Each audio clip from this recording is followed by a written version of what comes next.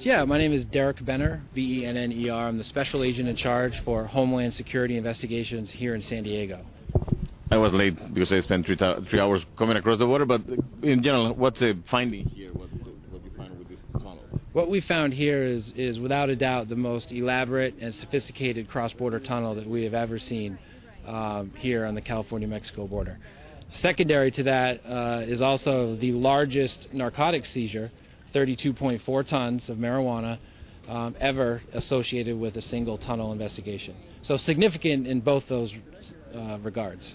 What tells you the fact that even when you find 6 or 3, more than 3 this year, they're still putting a lot of money on building this tunnel? Are they disposable by now for the prosecuting organizations? Or? Well, I think like any enterprise that is trying to make money, whether it's legitimate or illicit, they're using all modes and methods and exploring all avenues above ground and underground to smuggle their narcotics into the United States. We're fortunate here that we have the Tunnel Task Force, that they're dedicated solely to locating and shutting down these cross-border tunnels, and they've been very successful. Do you arrest anybody in connection with this tunnel? We've made 6 arrests so far in this initial investigation. Like we described earlier, though, really the work now begins. Now we need to really work in earnest to identify those other folks that are associated with this cross-border tunnel. And in this area of San Diego, where we have seen several cases like this, have you been able to confiscate some land or to prosecute some people, the owners of these facilities? In some cases, I think it depends.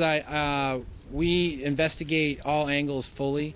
As Ms. Duffy said, from the prosecution standpoint, the agents work with the prosecutors to determine who had knowledge of what and who was responsible for what, and that takes a lot of time and a lot of effort to do that. I don't have the specific statistics on past tunnels as far as whether people prosecuted were actually associated with the property or not, but rest assured that in these investigations we do explore all of those avenues. Are you getting enough cooperation from the Mexican authorities? Absolutely. Our partners, both the law enforcement in Mexico and the Mexican military, our cooperation is outstanding. We couldn't do this alone. We can't do this alone. And the success that we've had in shutting these tunnels down is in large part due to the cooperation with our partners in Mexico.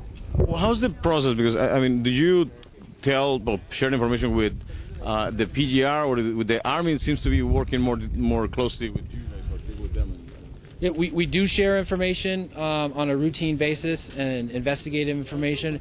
We utilize our attachés in Tijuana to actually liaison with both the military and the law enforcement aspects, and they serve as that conduit of information exchange. I know that this is difficult for you to answer, I guess, but the lack of confidence has been a problem throughout the years, not with just administration, but historically.